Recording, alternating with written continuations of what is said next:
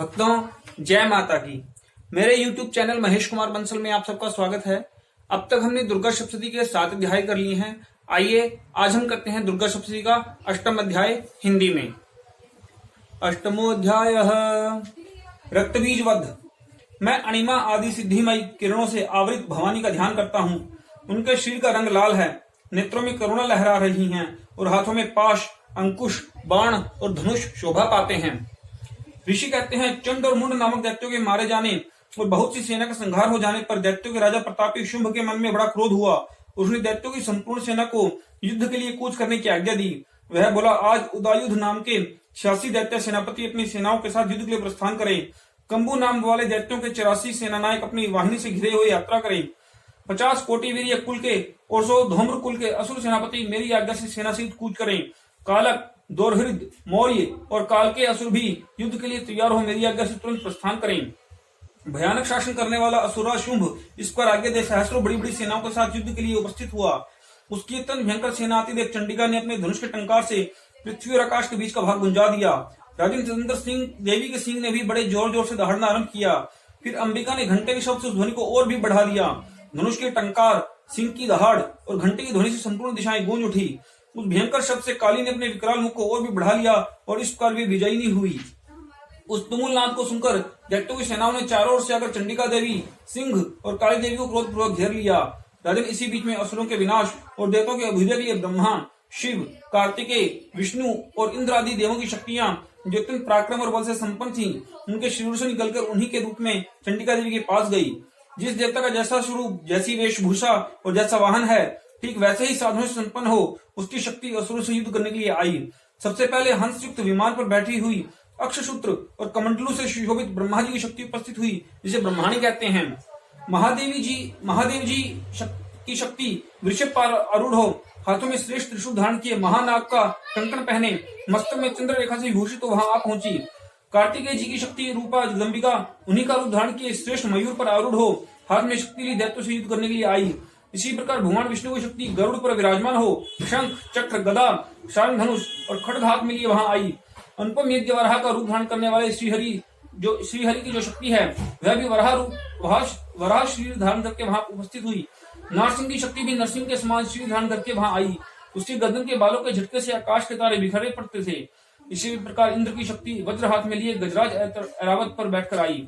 उसके भी सहस्र नेत्र थे। इंद्र का जैसा रूप है वैसा ही उसका भी था। परंतु उन देव शक्ति से घिरे हुए महादेव जी ने चंडिका से कहा, मेरी प्रसन्नता के लिए तुम शीघ्र ही इन असुरों का संहार करो।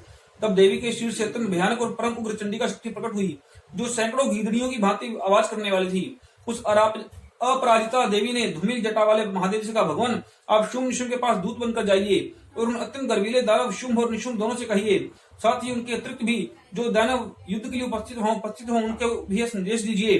दैत्यों, यदि तुम जीवित रहना चाहते हो तो पाताल को लौट जाओ, इंद्र को त्रिलोकी का राज्य मिल जाए और देवता यज्ञ भाग को उपभोग करें। यदि बल के घमंड में आकर तुम युद्ध की अभिलाषा रखते हो तो आओ, मेरी योगिनी तुम्हारे कच्चे मां से तृप्त हो। चूंकि उस देवी ने भगवान शिव को दूत के रूप कार्य में नियुक्त किया था, इसलिए वह शिव दूती के नाम से संसार में विख्यात हुई। वे महादैत्य भी भगवान शिव के मुख से देवी के वचन सुनकर क्रोध में भर गए और जहाँ कात्यायनी विराजमान थी उस ओर बढ़े। तंत्र दैत्य अमर्ष में भरकर पहले ही देवी के ऊपर बाण, शक्ति और रिष्टि आदि अस्त्रों की वृष्टि करने लगे। तब देवी ने भी खेल खेल में ही धनुष के टंकार की और उससे छोड़े हुए बड़े बड़े बाणों द्वारा दैत्यों को चला हुए बाण, शूल, शक्ति और फरसों को काट डाला। फिर काली उनके आगे होकर शत्रुओं को शूल के प्रहार से विदीर्ण करने लगी और खटवांग से उनका चूमर निकालती हुई रणभूमि में विचरने लगी। ब्रह्माणी भी जिस ओर दौड़ती उसी ओर अपने कमंडलों का जल छिड़ककर शत्रुओं के तेज और पराक्रम को नष्ट कर देती थी। माहेश्वरी ने त्रिशूल से और वैष्णवी ने चक्र से और अत्यंत क्रोध में भरी हुई कुमार कार्तिकेय की शक्ति से दैत्यों का संहार आरंभ कर दिया।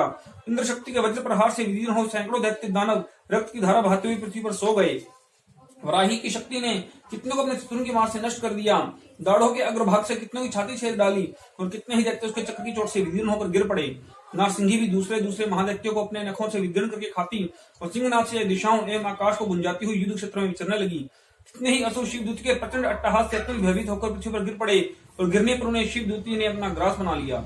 इस पर क्रोध में भरे हुए मातृगणों को नाना प्रकार के उपायों से बड़े बड़े असुरों का मर्दन करते देख दैत्य सैनिक भाग खड़े हुए। मातृगणों से पीड़ित दैत्यों को युद्ध से भागते देख रक्तबीज नामक महादैत्य क्रोध में भरकर युद्ध करने के लिए आया। उसके शरीर से जब रक्त की बूंद पृथ्वी पर गिरती तब उसी के समान शक्तिशाली दूसरा महादैत्य पृथ्वी पर पैदा हो जाता। महासुर रक्तबीज हाथ में गदा लेकर इंद्र शक्ति के साथ युद्ध करने लगा। तब इंद्र ने अपने वज्र से रक्तबीज को मारा। वज्र से घायल होने पर उसके शरीर से बहुत सा रक्त चूने लगा और उसी से उसके समान रूप तथा पराक्रम वाले योद्धा उत्पन्न होने लगे। उसके शरीर से रक्त की जितनी बूंदें गिरी उतने ही पुरुष उत्पन्न हो गए। वे सब रक्तबीज के समान ही वीर्यवान, बलवान और पराक्रमी थे। वे रक्त से उत्पन्न होने वाले पुरुष भी अत्यंत भयंकर अस्त्र शस्त्रों का प्रहार करते हुए वहां मातृगण के साथ घोर युद्ध करने लगे। उन्हें वज्र के प्रहार से जब उसका मस्तक घायल हुआ तब रक्त बहने लगा और इससे हजारों पुरुष उत्पन्न हो गए। वैष्णवी ने युद्ध में रक्तबीज पर चक्र का प्रहार किया और इंद्र ने उस दैत्य सेनापति को गदा से चोट पहुंचाई। वैष्णवी के चक्र से घायल होने पर उसके शरीर से जो रक्त बहा उससे जो उसी के बराबर आकार वाले सहस्रों महादैत्य प्रकट हुए, उनके द्वारा संपूर्ण जगत व्याप्त हो गया। कुमारी ने शक्ति से, वराही ने खड्ग से और माहेश्वरी ने त्रिशूल से महादैत्य रक्तबीज को घायल किया। क्रोध में भरे हुए उस महादैत्य रक्तबीज ने भी गदा से सभी मातृशक्ति पर पृथक पृथक प्रहार किया। शक्ति और शूल आदि से अनेक बार घायल होने पर जो उसके शरीर से रक्त की धारा पृथ्वी पर गिरी उससे भी निश्चय ही सैकड़ों असुर उत्पन्न हुए। इस प्रकार उस महादैत्य के रक्त से प्रकट हुए असुरों द्वारा संपूर्ण जगत व्याप्त हो गया। इससे उन देवताओं को बड़ा भय हुआ। देवताओं को उदास देख चंडिका ने काली से शीघ्रतापूर्वक कहा, चामुंडे तुम अपना मुख और भी फैलाओ तथा मेरे शस्त्रपात से गिरने वाले रक्त बिंदुओं और उनसे उत्पन्न होने वाले महादैत्यों को तुम अपने उतावले मुख से खा जाओ। इस प्रकार रक्त से उत्पन्न होने वाले महादैत्य का भक्षण करती हुई तुम रण में विचरती रहो। ऐसा करने से उस दैत्य का सारा रक्त क्षीण हो जाने पर वह स्वयं भी नष्ट हो जाएगा। उन भयंकर दैत्यों को जब तुम काली खा जाओगी तब दूसरे नए दैत्य उत्पन्न नहीं हो सकेंगे। काली से यूं कहकर चंडिका देवी ने शूल से रक्त बीज को मारा और काली ने अपने मुख में उसका रक्त ले लिया। तब उसने वहां चंडिका पर गदा से प्रहार किया, किंतु उस गदापात ने देवी को तनिक भी वेदना नहीं पहुंचाई। रक्तबीज के घायल शरीर से बहुत सा रक्त गिरा, किंतु जो ही वह गिरा त्यों ही चामुंडा उसे अपने मुख में ले लिया। रक्त गिरने से काली के मुख में जो महादैत्य उत्पन्न हुए उन्हें भी वह चट कर गई और उसने रक्तबीज का रक्त पी लिया। तंत्र देवी ने रक्तबीज को, जिसका रक्त चामुंडा ने पी लिया था, वज्र, बाण, खड्ग और दृष्टि आदि से मार डाला। राजन, इस पर शस्त्रों के समुदाय से आहत एवं रक्तहीन हुआ महादैत्य रक्तबीज पृथ्वी पर गिर पड़ा।